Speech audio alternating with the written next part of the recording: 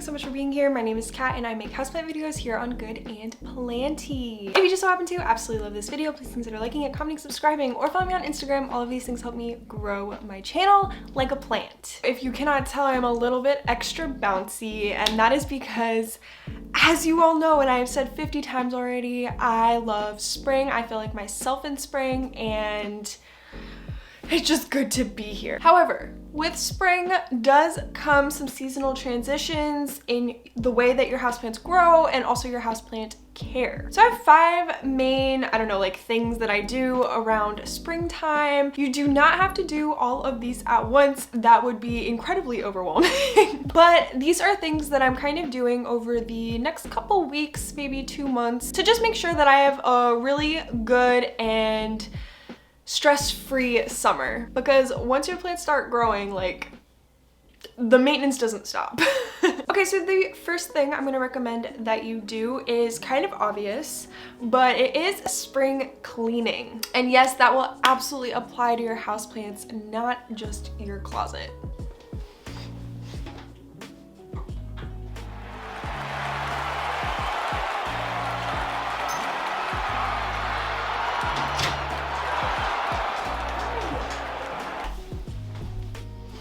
Sorry, I was on dog mom duty.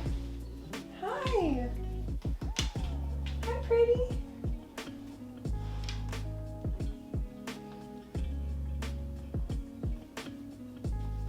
Spring cleaning, what does that mean? There's a couple different areas that you could apply this to. So the first thing I recommend that you do is just give a good wipe down to all of the surfaces that your plants sit on. We all know what happens when you neglect a plant shelf. There's gonna be a buildup of just some dirt, maybe some terracotta staining, you know the drill. But I really recommend just giving it all a thorough wipe down and just reducing any chance of pests and nasty bacteria and stuff building up around your plants. I also recommend just removing any dead foliage that might have happened over the winter. It happens to all of us. So if you have not removed, if you have not removed those dead leaves yet, I definitely recommend that you do so.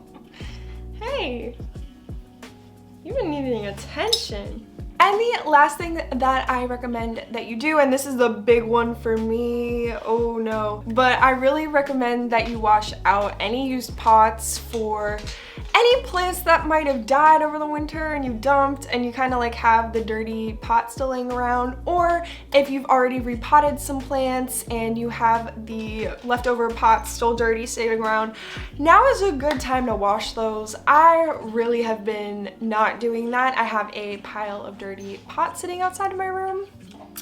But it is important, especially because it's going to free up some pots for when you start repotting this season, because more than likely some of your plants need to be repotted. Next up, we have doubling down on pests. And yes, I don't want to worry you, but I notice that when seasons start to change, that's when houseplant pests really just thrive and come out. Another reason pests are kind of common right now is because with this beautiful weather, I'm sure you have either gone plant shopping already or want to start going plant shopping. And when you bring new plants home, that always increases your chance for introducing pests to your collection. So just be careful with that. Definitely be wiping down your plants with your leaf cleaner that has neem oil and all that good stuff. Keep an eye on your collection and definitely thoroughly check any plant you're bringing into your home, and even isolate it for 2 weeks after bringing it home just to be safe. Next up, we have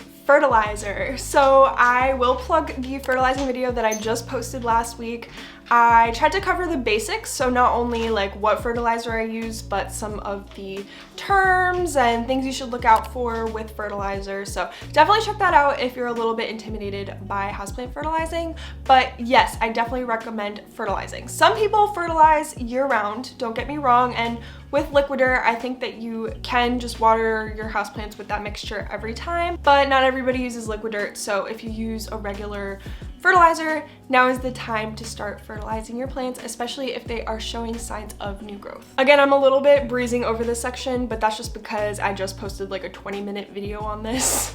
So I'm sure you don't want me to insert all of that information here. Okay, number 4 is kind of obvious, but I don't think a lot of people think about it, if that makes sense. Basically, if you recall, if you are an original fan of Good and Planty, in the fall, I talked about rearranging your houseplants so that they're closer to windows and light sources and all that, because obviously when winter rolls around, there is a lot less sunlight for your plants. But now that spring is rolling around, obviously that means that we have to kind of like rearrange them back so that they are not getting too much sunlight. If you moved some plants closer to your windows, especially if they are south-facing windows, make sure that those are plants that can handle all of that direct sunlight, or maybe even indirect. And just be mindful of that. If they shouldn't be getting that much light, obviously just move them a little bit farther away from the window. If you have window AC units like me, that decision will basically be made for you.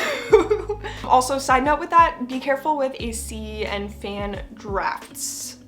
That's not a point that I've included, but that is definitely important. And if you've been using grow lights to kind of supplement your daylight, definitely decrease the amount of hours that you are using those grow lights. That does not apply to any plants that get no sunlight at all. But for example, I have some plants on a shelf over there, and believe it or not, they do get like a little bit of sunlight during the day now. So I have decreased that grow light situation. I used to turn it on at around like 4 or 5 during the winter because that's when the sun would go down. But now the sun's not going down until like 7-ish. So I'm probably gonna be turning on the grow light at around like 6 or 7, if that makes sense. But for my plants that are like here tucked in the back, like especially towards the floor, I'm pretty much continuing my usual grow light hours. So it's a little bit of like a judgment call there, but just kind of like observe your room and how the sunlight flows, because you may be hitting your plants with a little bit more sunlight than you think you are. Okay, and the last thing that I want to talk about is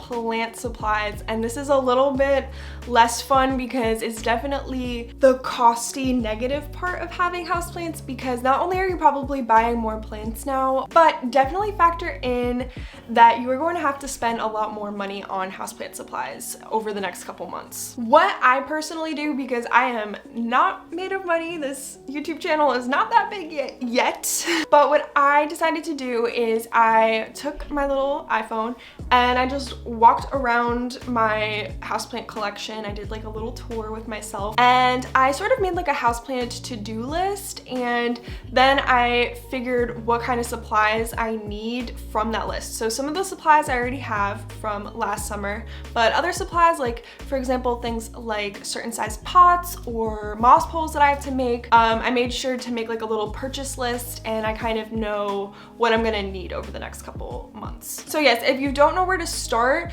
you are probably gonna need things like pots, moss poles, fertilizer, pest control, all of that stuff, because it's always better to be prepared than just watching your plant neglect and then have to like retroactively try to buy and fix things. This is true regardless, but I do have a Amazon shop full of the products that I use weekly in the description box below. So if you want to support the channel and you want to see what I use, I have like a whole video on the products that I use. I'll link it up above, but that is the best way to support me while also seeing what supplies I'm using. However, if you don't want to use those links, I still recommend those products. Absolutely. It is truly what I use. And also, you don't have to go crazy. Like, I don't want to overwhelm you all. It is an expense. I don't want to ignore the fact that that expense exists and definitely gets worse over the spring and summer months. But you don't have to just, you know, buy everything all at once, all of the houseplant preventatives, you know. Definitely go at your own pace, see what your houseplants need, assess the situation, and then go ahead and make purchases that make sense for you and your houseplants. Okay, so that's gonna be it for today's video. Thank you all so much for watching. I know not everyone watching this video when it's released is heading into spring, but if you are, it's time to soak it in and enjoy the spring and summer months. I'm so excited. If this is kind of your first time entering spring with houseplants, it's just a very exciting time for houseplant owners and caretakers. So definitely enjoy it. Don't let all of these to-do lists stress you out. Just go at your own pace. You'll figure it out. You'll make mistakes, but it happens. And honestly, it's just such a fun season. So especially if you're a beginner. With all that being said, please subscribe to this channel if you want to see more planty content from me. Like this video if you liked the video. It does help my channel. Comment down below whatever you want to comment. how excited you are for spring. And I'll see you in my next video. Bye!